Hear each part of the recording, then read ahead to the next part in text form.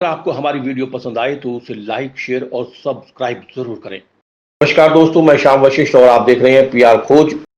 पूरे विश्व में देश की इकोनॉमी सबसे बेहतर स्थिति में, गृह मंत्री से मुलाकात के बाद पहलवानों के मामले में समाधान के नजदीक। राहुल गांधी पर कटाक्ष करते हुए कहा कि देश से बाहर गलत बोलने वाला देश का नेतृत्व करने लायक नहीं।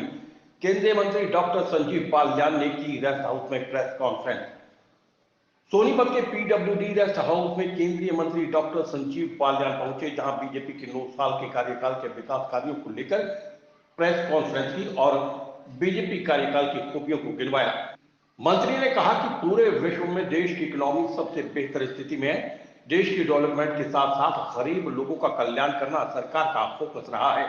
राहुल गांधी की यात्रा पर कहा कि देश के बाहर जाकर देश के बारे में गलत बातें कर रहा है और देश का नेतृत्व संभालने के लिए वे इस लायक नहीं है। पहलवानों के मामले में बोलते हुए केंद्रीय मंत्री ने कहा कि गृह मंत्री से मुलाकात के बाद पहलवानों के मामले में समाधान के नजदीक है। केंद्रीय मंत्री ने प्रेस वार्ता के दौरान कहा कि 2014 के बाद देश के प्रधानमंत्री नरेंद्र मोदी के बनने के बाद देश के प्रधानमंत्री और पार्टी कार्यकर्ता लगातार जनता के बीच गए हैं और बीजेपी के 9 साल पूरे होने के बाद महासंपर्क अभियान चलाया गया है, जहां अलग अलग नेताओं की अलग अलग जगह ड्यूटी लगाई गई हैं। सोनीपत लोकसभा में 12 नेशनल हाईवे निकाले गए हैं, वहीं 8 चीन में बनाए गए हैं। केंद्र सरकार के कार्यों के बारे में जानकारी देते हुए उन्होंने कहा कि नेशनल हाईवे, रेलवे के कार्य और अन्य क्षेत्र के कार्य लगातार हुए हैं और कोरोना के संकट के बाद जहां पूरे विश्व की इकोनॉमी काफी डाउन है, हमारे पड़ोसी देश दिवालिया हो चुके हैं। यूरोप और अमेरिका तक ये संकट जा पहुंचा। ऐसे में पूरे विश्व में देश की इकोनॉमी सबसे बेहतर स्थिति में है। देश की डेवलपमेंट के साथ साथ गरीब लोगों का कल्याण करना सरकार का फोकस रहा है। वो दुर्भाग्यपूर्ण है।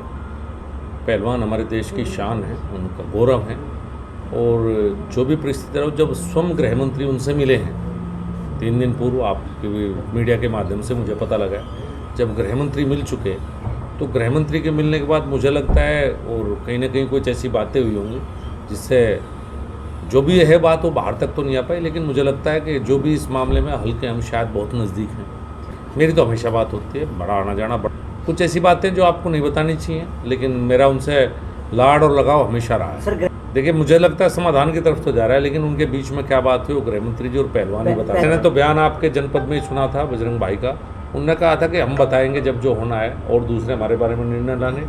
और जब बातचीत गृह मंत्री से हुई है तो कुछ अच्छी बात हुई होंगी, मुझे ऐसा लगता है। अब उस पर क्या बोलूँ, जिसे इतनी भी समझ नहीं कि देश के बाहर जाकर, घर के बाहर जाकर घर की बुराई नहीं किया करते। जिस आदमी को इतनी समझ भी ना हो और इतनी बड़ी पार्टी का नेता हो, तो उस पार्टी को विचार करना चाहिए कि घर से बाहर जाके घर के बारे में गलत बातें नहीं बोली जाती। वो विपक्ष में है, उनका तो काम है, वो अपनी बात कहेंगे। लेकिन जब लोकसभा चुनाव आता है तो हरियाणा हो, दिल्ली हो, उत्तर प्रदेश हो, अब तक तो 2 चुनाव आप देख चुके हैं। क्या ऑप्शन है? क्या उस व्यक्ति के बारे में हुड्डा साहब कहेंगे जो बाहर ऐसी बातें कर रहा है, क्या इस लायक है वो कि देश का नेतृत्व तो संभाल सके? अब देश को चलाने के लिए इस समय मोदी जी के अलावा कोई विकल्प बीजेपी के पास मुझे तो लगता नहीं कोई मुकाबला लोकसभा में तो दिखाई नहीं देता। आगे की सोचें, आगे की तैयारियां करें। देखिए, जब से नरेंद्र मोदी देश के प्रधानमंत्री बने हैं 2014 के बाद, हर वर्ष उनने अपना रिपोर्ट कार्ड लेके माननीय प्रधानमंत्री स्वयं या पार्टी कार्यकर्ता जनता के बीच में गए हैं। तो 9 साल पूरे होने के बाद महासंपर्क अभियान भारतीय जनता पार्टी के द्वारा आयोजित किया जा रहा है। इसमें सबकी अलग अलग जगह ड्यूटी है। मेरी सोनीपत ड्यूटी है।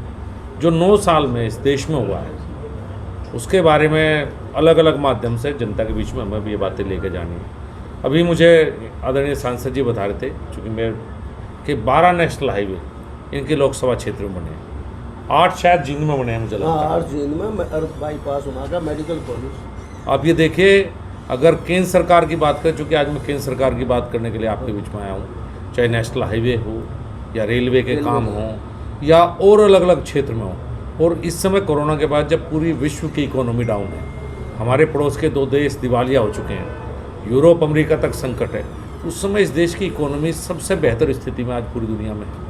डेवलपमेंट के साथ साथ इस सरकार का मुख्य फोकस रहा है गरीब कल्याण, चाहे वो 80 करोड़ लोगों को अन्न देना हो हर महीने या और बहुत से वृद्धावस्था पेंशन, विधवा पेंशन, विकलांग पेंशन या महिलाओं के लिए अलग अलग तो गरीब कल्याण इस सरकार का और विकास, दो मोटो इस सरकार के लगातार रहे हैं। और 9 वर्ष में शायद पहली ऐसी सरकार होगी जिसकी कोई एंटी इनकम्बेंसी नहीं है, बल्कि प्रो इनकम्बेंसी है। इस सरकार के ऊपर 9 साल में कोई भ्रष्टाचार का आरोप हमारा विपक्ष भी नहीं कभी लगा पाया।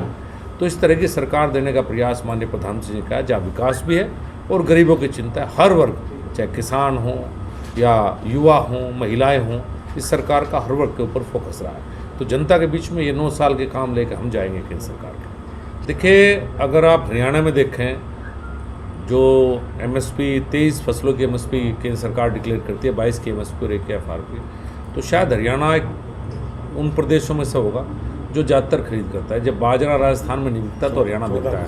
अब जब मेरे यहाँ उत्तर प्रदेश से भी आप ये देखिए कि गेहूँ और चावल हम हरियाणा लेकर आते हैं, तो हो सकता है कल का इशू के बारे में मुझे नहीं पता, लेकिन हरियाणा कम से कम किसान के मामले में मुझे ऐसा लगता है पहले से ही, मैं ये कहूँ कि हमारी सरकार पहले से ही हरियाणा किसान की चिंताओं को लेकर हमेशा जागरूक रहा है। और जो भी कल मुद्दा रहा होगा, निश्चित रूप से प्रदेश सरकार इसके बारे में, चूँकि प्रदेश का मुद्दा है तो विधायक बैठे हैं यहाँ पर, वो ज़्यादा बता पाएंगे, लेकिन मुझे लगता है कि प्रदेश सरकार इस पर जरूर कुछ ना कुछ गौर करेगी। देखिए, मुझे लगता है कि हमारा गठबंधन सरकार चलाने का है।